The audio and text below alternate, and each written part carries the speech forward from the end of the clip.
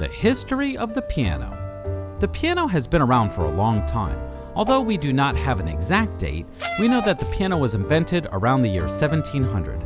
That is over 300 years ago. Gee whiz, that would be a lot of birthday cakes and candles to celebrate the piano's birthday every year. Okay, let's take a closer look inside the piano because that is the part that gives the piano its great sound. Inside the piano we have hammers. Now wait a second, not those type of hammers. If we use those hammers, our poor piano would most likely be broken. I'm talking about the piano hammers. Piano hammers have a felt covering as you see here.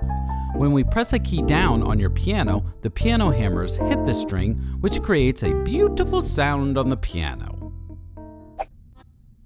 A long time ago in Padua, Italy, a man named Bartolomeo Cristofori was eating delicious pizza with pepperoni. Okay, Cristofori was doing more than just eating pizza. He was the guy who invented the piano. He thought to himself, I wonder if I could make an instrument that was better than the harpsichord. But then he was quickly distracted by that pepperoni pizza. Harpsichord? What is that? The harpsichord is an instrument that was invented before the piano. It looks a lot like a piano, but it works differently. In the word harpsichord, we have the word harp. A harp, when played correctly, is plucked by the fingers to create the sound. When a person plays the keys on the harpsichord, the strings are plucked by a small quill, not struck with hammers. Since the strings are plucked by small quills, the volume is always the same. You cannot play loud or soft on the harpsichord.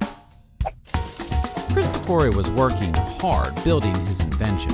He actually made 20 of them and originally called it the pianoforte.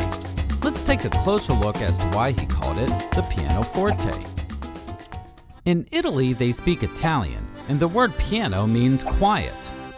Shh. Oops. And forte means loud. Cristofori combined those two words together to, well, you may have guessed it, to describe that the piano could be played both soft and loud.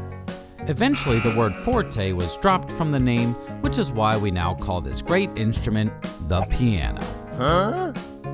In the beginning, though, not many people knew what the pianoforte was. What?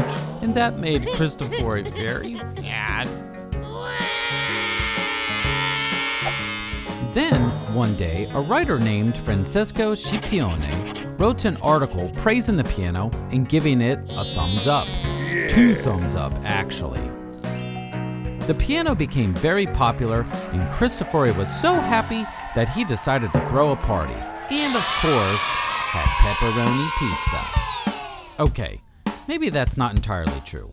Unfortunately, Cristofori passes away by the time the piano became a popular instrument. Oh no! As time went on, different styles of acoustic pianos were made, like the upright piano, and the large piano we see is called the grand piano. What type of piano do you have? Some of you may have this type of piano, an electric piano. With the electric piano, you have to plug it in order for it to work.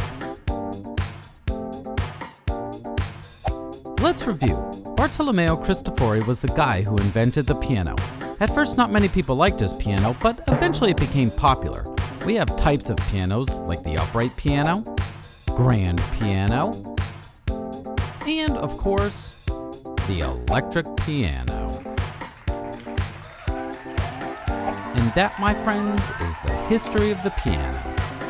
Well, a short history of the piano.